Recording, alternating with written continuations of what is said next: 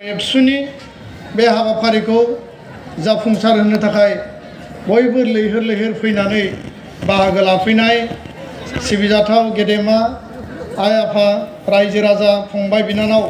फरायसुला फरायसुलि बयनिसिमबो गिबियावनो दुलाराय बर' फरायसा आफादनिफ्राय खुलुमनाय आरो सिबिनायजों लोगोसे बयनिसिमबो साबायखर बावनायखौ आङो गोसो गोरबोनिफ्राय जासिहरबाय। दिनैनि बे हाबाफारिनि गेजेरजों थांनाय गोलाव समाव बर' हारिखौ थांना थानायाव बिहोमा होलांनाय हाबा मावलांनाय आरो लोगोसे बड'लेण्ड सोमावसारनायनि बे सोमावसारनायनि थासारियाव मुंख्लं जालांनाय गेदेमा बिथांमोननि जिउ आत्माया सोरगोआव आलो गोजोनै जाहाथे थानो हायो बिनि थाखाय आं आनान गसाइनियाव आरज गाबबाय। दा मानगोनां रायजो राजा नोंथांमोन, आङो गोलाव बाथ्रा बुंनाय नङा। नोंथांमोना हांख्रायनाय बायदि दसे समनि उनाव दुलाराय बर' फरायसा आफादनि बारग' आफादगिरि बिटिआर सुक्तिनि सासे सागानगिरि आरो लोगोसे आथिखालनि बे परिबर्तन सोलायनायनि जि सरकार, बे सरकारखौ जाफुंसार महर होनाय बिटिआरनि मानगोनां चिफ प्रमद बर' बिथाङा फैगासिनो दङ आरो थारैनो नोंथांमोना दिनै बे गेवलां मेलनि गेजेरजों दुलाराय बर' फरायसा आफाद बिजनि दख'रानि बे जुथुम्मानि गेजेरजों बिथाङा बे जुथुम्मायाव फैनानै जायफोर बाथ्राफोरखौ बुंगोन बे बाथ्राफोरखौ खोनासंनो साखि जानो होननानै नोंथांमोना बेयाव बाहागो लाफैदों आरो बेखायनो नोंथांमोना गोलाव सम बे जायगायाव दासिमबो जिरायनानै दङ। मेल बेखेवगिरिया एसे सिगाङाव बर' हारिनि जारिमिनारि माखासे थासारिफोरखौ बिथाङा बुंनानै गालांबाय आरो बे थासारिखौ बिथाङा जेरैबायदि गुसुं समनि गेजेराव फोरमायनानै गालांबाय आरो गोलाव सम दुलाराय बर' फरायसा आफादाव बिथाङा हाबा मावनानै जिल्ला आफादनि आफादगिरि, चिरां जिल्लानि आरो लोगोसेयैनो बिजनि दख'रानि आफादगिरि आरो आथिखाल दाख्लैसिम दुलाराय बर' फरायसा आफादनि बुंथिगिरि महरै बड'फा गोजोरथियारि सोलायनाय मावथांखिनि सासे कअर्डिनेटर हिसाबै बिथाङा गोलाव सम खामानि मावलांबाय। आंनि मिथिनायाव आं जायखौ बुजियो बिथाङा नोंथांमोननि जायगानिनो आरो बे जायगानिफ्राय बर' हारिखौ दुलाराय बर' फरायसा आफादनि गेजेरजों गोलाव सम बिथाङा सिबिबोबाय आरो दिनै बिथाङा मोनसे गोदान मिजिं आरो आसा लानानै माहारिनि समाजनि जौगानायनि थाखाय राजनितिक भाबै खामानि मावनो होननानै दिनै बिथाङा राजखान्थि हान्जा बर'निनो UPPL हान्जायाव हाबबाय। दा बेखायनो बिथांनि दुलाराय बर' फरायसा आफादाव गोलाव सम हाबा मावलांनाय आरो लोगोसे गोदान जि मोनसे आगान, बे आगानखौ बयबो बरायनानै फनिन बर' बिथांनि मुङाव बिथाङा बे जायगायाव गैथ'लिया, थेवबो रायजो राजाया बयबो बरायनानै आखाइ खबनो थाखाय आं खावलायहरबाय। दा मानगोनां रायजो राजा नोंथांमोन, बर' बाजार होननाय बे मुङा आंनि थाखाय गोदान मुं नङा आरो बे मुंजों आं जोनोमनिफ्रायनो सिनाखि जानाय बे मुङा। मानो होनोब्ला नोंथांमोननि बे बर' बाजार बे मुं बायदि आंनि गामियाबो आंनि गामियाव नांजाबनाय जि मोनसे ओनसोल दङ, जि मोनसे सेन्टार दङ आरो जि मोनसे हाई स्कुल दङ, बे हाई स्कुला जेराव आं फरायदों, जेराव आं मेट्रिकखौ पास खालामदों, बे हाई स्कुलनि मुङाबो बर' बाजार हाई स्कुल आरो बेयाव नोंथांमोननि जायगायाबो बर' बाजार। आंनि जायगायावबो बर' बाजार दङ, नोंथांमोननि जायगायावबो बर' बाजार दङ आरो आं मिथिनायाव रौतानि बे गेरुवा बाजार बारनानै जाय बर' बाजारखौ मोनो, जेराव आंनि जोनोम गामि, बे जोनोम गामिखौबो नोंथांमोननि जायगानिफ्रायनो थांनानै आगुनि जायफोर गेदेमा समाज दैदेनगिरि, समाज सिबियारि बिथांमोना माखासे मानसिफोरा बै जायगायाव फामु जानानै बै जायगायाव थानानै बे बिजनीनिफ्रायनो बे मुंखौ लानानै थांनानै गायसनहैदों होननानै आबै आबौआ जोंनो खिन्थालायदों। दा बेखायनो बर' बाजार रौतानि आरो बर' बाजार चिरां जिल्लानि बे मोननैबो मोनसे गोरोबलायनाय मुं आरो बेखायनो आंहा गोग्गानाय दङ, आंहा रंजानाय दङ जे रौतानि जि बर' बाजार बे बर' बाजार ओनसोलनिफ्राय फैनानै दिनै बिजनी बा चिरां जिल्लानि बे बर' बाजाराव आङो गाहाय आलासि महरै नोंथांमोनजों बाथ्रा सावरायनो थाखाय, नोंथांमोनजों खोथा रायलायनो थाखाय बे गेवलां मेलनि गेजेरजों जि खाबु मोनबाय, बे इयुननि समाव रौतानि बर' बाजार आरो बिजनी हालामनि बर' बाजार अरायबो बर' हारिनि जोंनि सोमोन्दोआ गोजोर जानानै थाथों, बिनि थाखाय बयबो आखाइ खबनानै होनांगौ। बे मोनसे बर' हारिनि जारिमिन आरो बे जारिमिननि गेजेरजोंनो बर' हारिया दिनै आगान सुरलांनांगोन। दा दुलाराय बर' फरायसा आफादनि जारिमिनखौ नायोब्ला जोङो बे जारिमिनाव दुखु दाहा, मेंनाय, गिनाय, जुजिनाय, बे जुजिनायनि गेजेरजों जिउ खहा जानाय आरो माखासे समाव रंजानाय बे थासारिफोरखौ जोङो मोनबोदों। दा बेखायनो बे गोलाव समनि सोमावसारनाया मानि थाखाय, बे गोलाव समनि जुजिनानै थांना थानो नागिरनाय बे थासारिया सोरनि थाखाय आरो बेनि मोनसे मोनसे रिजाल्टखौ जुदि जों नायोब्ला जोङो नुगोन बर' माहारिया गावनि हारिखौ अननाय, गावनि हारिखौ मोजां मोननाय, गावनि राव हारिमु थुनलाइजों लोगोसे गावनि सोलोंथाइ, गावनि आत्ममर्यादा, आत्मपरिचयखौ लानानै थांना थानो नागिरनाय बे गासिबो बर' हारिनि बिखा बिख्लो मोदोम जोंनि मेलेमाव जेब्लाबो बै समनिफ्रायनो मोनसे गोथां महरै बे जायगा मोनबोदों। जायनि थाखाय बर' हारियाव जायखि गेदेमा सृष्टि जाया मानो, जायखि दैदेनगिरि सृष्टि जाया मानो, बे गेदेमा दैदेनगिरि बिथांमोना बर' हारिनि थाखायनो खामानि मावदों। आरो बे गेदेमा दैदेनगिरि बड'फा उपेन्द्रनाथ ब्रह्मनिफ्राय लानानै बानेश्वर बसुमतारी, कनकेश्वर नार्जारिनिफ्राय लानानै दुलाराय बर' फरायसा आफादखौ जाय दैदेनगिरि बिथांमोना नेतृत्व होबोबाय, बर' हारिखौ दैदेननो थाखाय जाय बिथांमोना लामा एवस्रांबाय, लामा दानस्रांबाय आरो दिनै 35 बोसोरनि उनाव संग्रामनि उनाव दुलाराय बर' फरायसा आफादनि 53 बोसोरनि बे आगानसिम बर' हारिनि जारिमिना दुलाराय बर' फरायसा आफादनि जारिमिन। दुलाराय बर' फरायसा आफादनि जारिमिनानो बर' हारि थांना थानायनि थाखाय जारिमिन आरो बेयाव खुनु मोनसे सेकेन्ड अपसन, सेकेन्ड एजेन्डा गैया। दा बेखायनो बर' माहारिबादखौ लानानै जोङो जि धाराजों, जि मोन्थोरजों जोङो सार्भाइभेलनि गेजेरजों, गोजोननि गेजेरजों, खौसेथिनि गेजेरजों, इउनिटिनि गेजेरजों आरो जौगानो लुबैनानै जों जे सोमावसारबोबाय, जि जुजिबोबाय, नांबोबाय, दिनै जोङो फिउचारखौ दानांगोन, इयुनखौ जोङो दानानै लानांगोन। जोंनि मोखाङाव दिनै मोनसे लांदां अख्रां उदां दिनै बुहुमा जोंनि मोखाङाव दङ आरो बे समायना रमायना बुहुमखौ जोङो बे जुजिनायनि उनाव 5,000 मानसिया जोंनि बिर जोहोलाव जोहोलावजोआ मुंख्लं जानायनि उनाव जोङो संग्राम खालामनायनि उनाव जोंनि गेजेराव खैदां खैफोद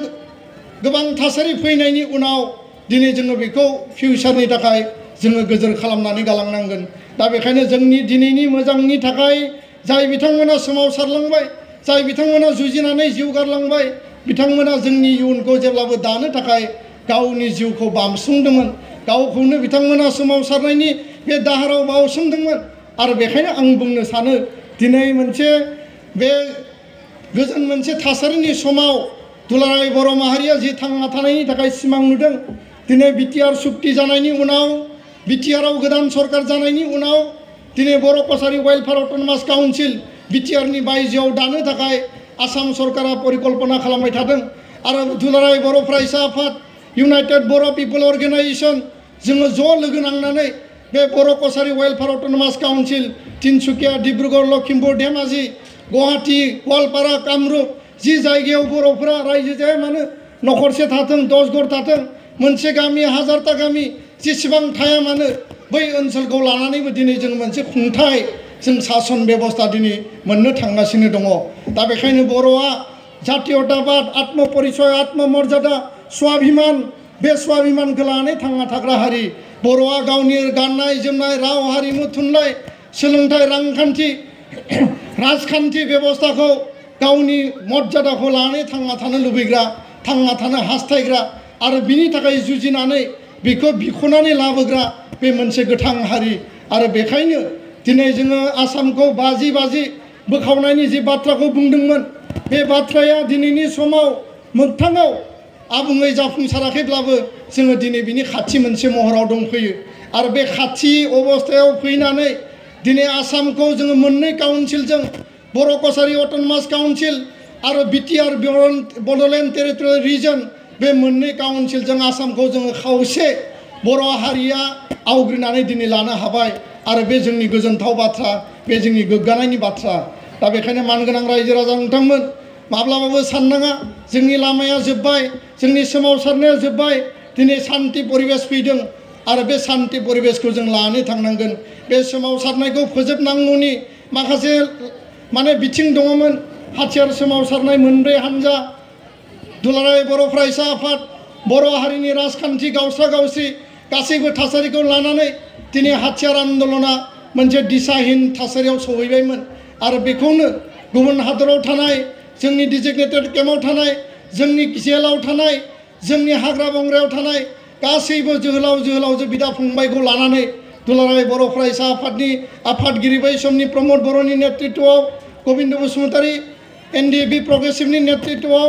बिआर फेरेंगानि नेतृत्वआव रन्जन दैमारी आरो सावरायग्रानि नेतृत्वआव ज' लोगो नांनानै बे मोनसे बयनिबो कनसेनसास लामानि गेजेरजों बर' हारिया नैबे सुक्तिखौ खालामनांगौनि थाखाय भारत सरकारखौ नारसिननानै भारत सरकारखौ बमब्रायनानै दुलाराय बर' माहारिया नैबे सिम जोङो सफैनो हादों दा बेखायनो आं मानगोनां रायजो राजा नोंथांमोनखौ बुंनो नागिरो जे सोरबाया बुंनाय बायदि सोरबाया जोंखौ सोंखारिनाय बायदि सोरबाया जोंनि गेजेराव भुवा प्रचार अपप्रचार खालामनाय बायदि दुलाराय बर' फरायसा आफादा रावखौबो जोङो नेनानै थाया दुलाराय बर' फरायसा आफादा बर' हारिनि नोंनि आंनि न'खराव जोनोम मोननाय लाइमोन सेंग्रा सिख्ला जोंनि लाइमोन सक्ति बियो बर' हारिनि सिनस्रि बर' हारिनि सक्तिशालि मोनसे फर्स आरो बे फर्सआ रावखौबो गिनानै फावसायनानै थाबोआखै बे फर्सआ दिनै बे फावसाया सिगाङावबो फावसाया इयुनावबो फावसायनायनि बाथ्रा गैया आरो बेखायनो फैबाय थानाय समाव दुलाराय बर' फरायसा आफादा बर' हारिनि रैखाथिनि थाखाय बर' हारिनि हा हु राजखान्थि अधिकारनि थाखाय बर' हारिनि सोलोंथाइ राजखान्थि रांखान्थिखौ मजबुत खालामनो थाखाय जायफोर बिथिंखौ लानानै हाबा मावनांगौ दङ बे गासैबो बिथिंखौ जोङो फारि फारियै हाबा मावलांगोन दा बेखायनो मानगोनां रायजो राजा नोंथांमोन दुलाराय बर' फरायसा आफादनि जि गोदान माखासे हाबाफारिफोर बे हाबाफारिफोरनि गेजेराव जोङो फैबाय थानाय समाव बर' हारिखौ दानो थाखाय बर' हारिखौ जोङो गोदानै जनजागरन सृष्टि खालामनो थाखाय मोनसे आबुं जांख्रिथायनि रिभलिउसनाव लांफिननो थाखाय बे हाथियारनि रिभलिउसन नङा राजा लामानि रिभलिउसन नङा बेरेल लामानि रिभलिउसन नङा बर' हारिया थांना थानो थाखाय गोदान मोनसे रेनेसां लाबोनांगोन जायनि थाखाय जोङो हाबा मावनायाव आबाद मावनायाव रां खामायनायाव आइजो जौगानायाव आइजोफोरनि थांना थानाय आइजोफोरनि माने बिथांमोननि देहायारि जोथोन लानाय जोंनि फंबाय बिनानाव गथ' गथायखौ आखल दानाय लेखा फोरोंनाय बिथांमोनखौ जोथोन लानायनिफ्राय लानानै सोलोंथाइ बिथिं रांखान्थि बिथिं बर' हारिनि धोरोम सिबिनाय समाजखौ गोग्गो खालामनाय उन्दै बैसोआव हाबा जानायखौ गैया खालामनाय जौ जुवा दायना दायनि बे गासैबो जोंनि थासारिनिफ्राय गैया खालामनानै सोरबा सेंग्रा लाइमोन सेंग्रा सिख्लाया पाबजि गेलेनानै जिउआव फैमाल जानाय ड्राग्स जानानै जिउआ आसखान्दा जानाय बे गासैखौबो गैया खालामनानै बर' हारिखौ सुस्थ' गोग्गो महराव जोङो दाफिननांगोन आरो बेखौ जोङो दानानै लानो हायोबासो दिनै जोङो बिएससि मोननाय बिटिसि मोननाय बिटिआर मोननाय बे मोनसे राजखान्थियारि बेबस्था दिनै प्रमद बर'आ बिटिआरखौ सामलायदों बेयो जोंनि हारिनि जौगानायनि थाखाय बिथाङा दायित्व लादों बर' हारिया बिथांनो दायित्व होदों मोनसे समाव हाग्रामा महिलारिनो दायित्व होदोंमोन नाथाय हाग्रामा महिलारिनि सासनाव जोङो नुबाय जे माखासे गेना गोरोन्थि जाख्ल'नाय लोंनाय थगायनाय जोंनि माने गासैबो बेबस्थाखौ दुर्नितिजों थगायनायजों जोंखौ सोबख'नायजों बिथाङा समाजारि थासारिखौ गुबुंले खालामबाय रायजो राजाया परिबर्तन लुबैबाय रायजो राजानि परिबर्तनखौ खोनासंनानै सुक्तिनि दफाफोरखौ मावफुंनांगौनि थाखाय दुलाराय बर' फरायसा आफादा दायित्व लानानै नैबे बिटिआर सुक्तियाव दुलाराय बर' फरायसा आफादा बाहागो लानायनि उनाव बिटिआरनि गिबि इलेक्सनाव बर' रायजो राजानि गोसोनि लुबैनाय हास्थायनाय बिटिआर सुक्तिखौ मावफुंनांगौनि थाखाय आरो फारसेथिं परिबर्तन लाबोनांगौनि थाखाय दुलाराय बर' फरायसा आफादा राजखान्थि बाबै जोङो बेयाव बाहागो लादों दा बेखायनो मानगोनां रायजो राजा नोंथांमोन आङो बे बाथ्राखौल' बुंनो लुबैयो जे बे गणजागरन रायजो राजानि सोलायनाय समाजारि गुस्लायनाय ससियेल चेन्जनि थाखाय दुलाराय बर' फरायसा आफादा हाबा मावलांगोन आरो बेखायनो थांनाय जोंनि गहपुरनि 29 आरो 31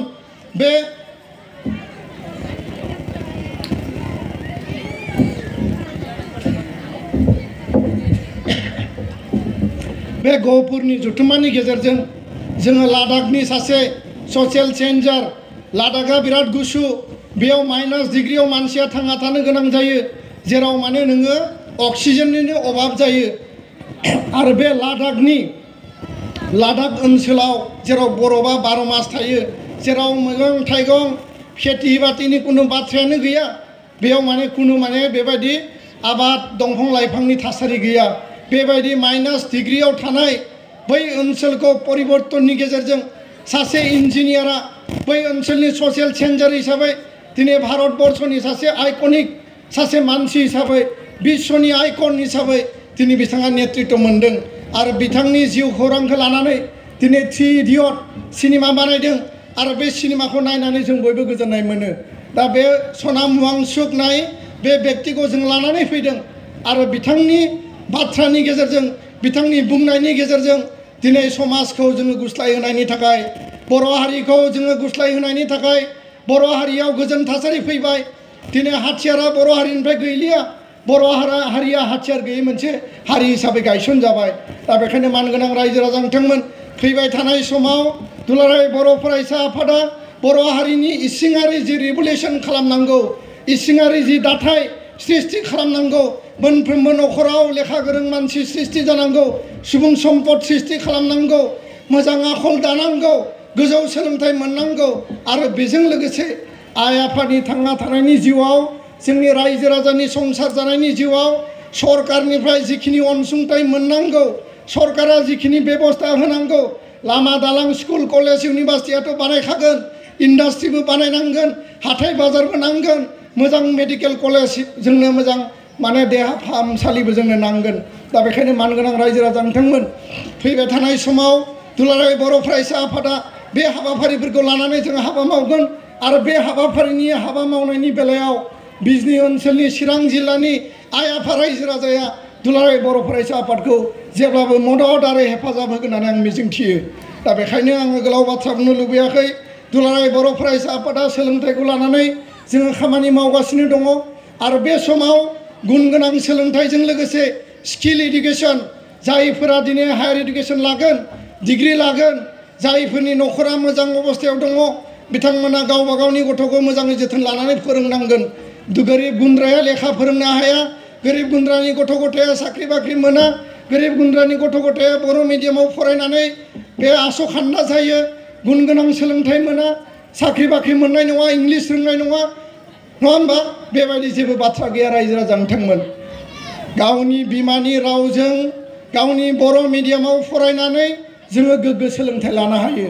आरो दहाय सानजौफुनि जि सेमिनार बे सेमिनारावनो जोंनि आलासि बिथांमोना बुंदों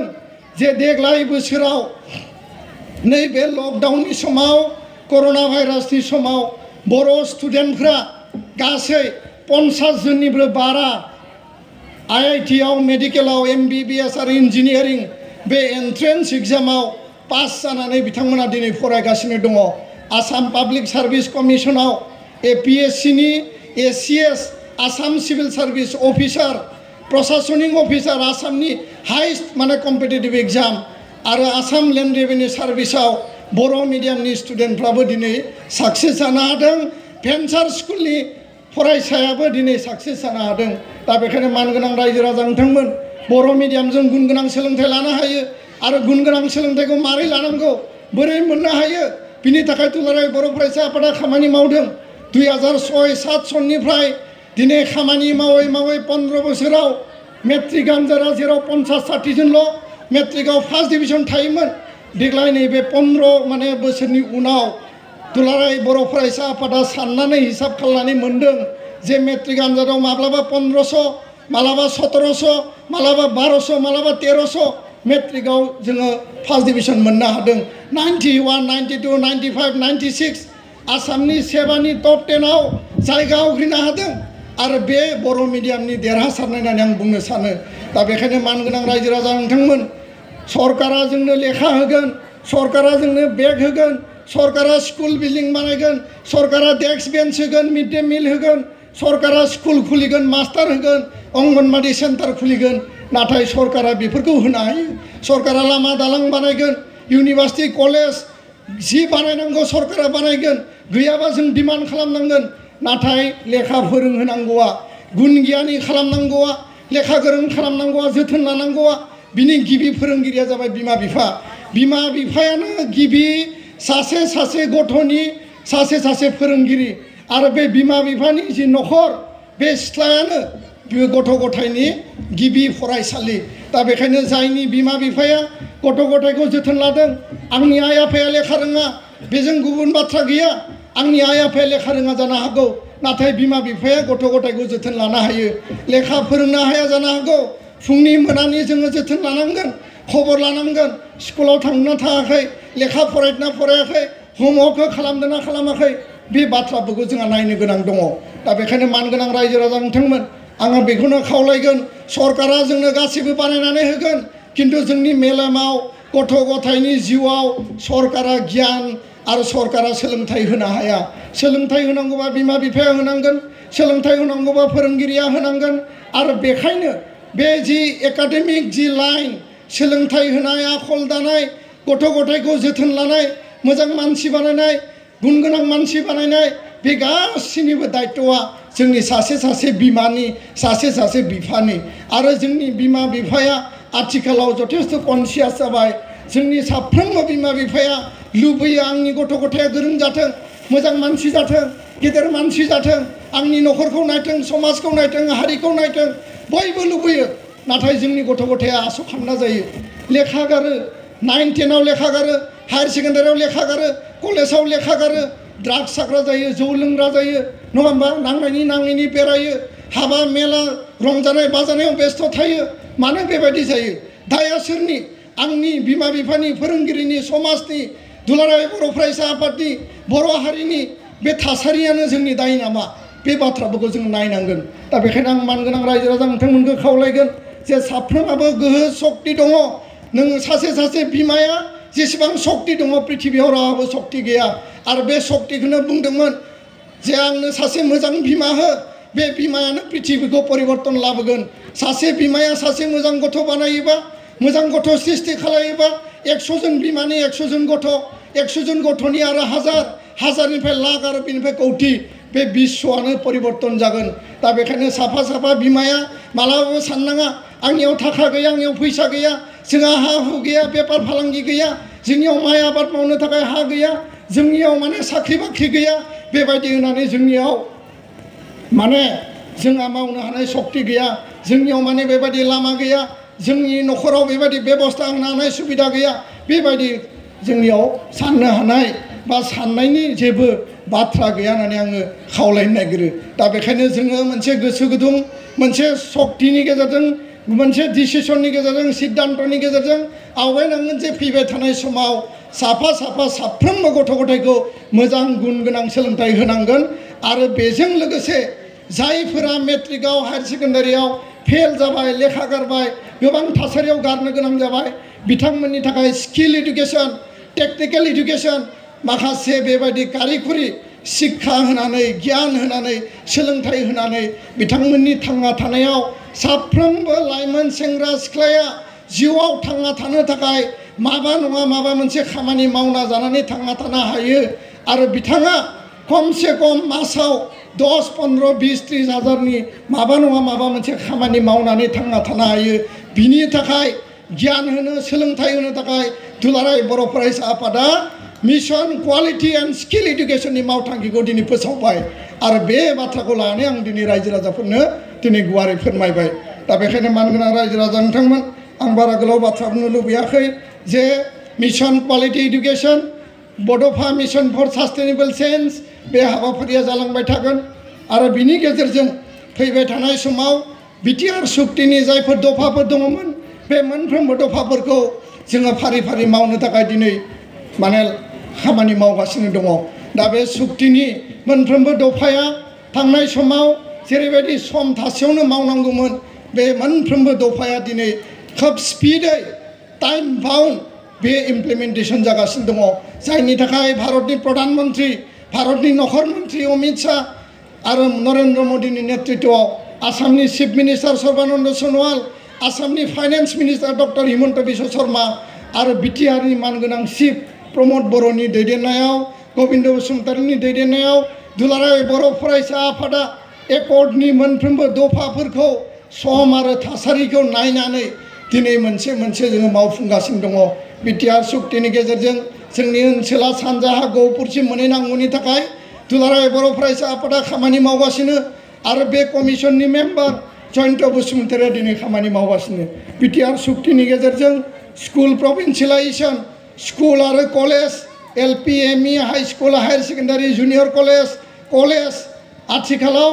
आसाम सरकारनि आयेननि गेजेरजों आसामाव स्कुलफोरखौ कलेजफोरखौ सरकारि खालामनायनि थाखाय प्रक्रिया सोलिगासिनो दङ थांनाय 5 तारिखआव 2017नि आयेन बायदियै आसाम सरकारा एपइन्टमेन्ट होबाय थांनाय 8 तारिखआव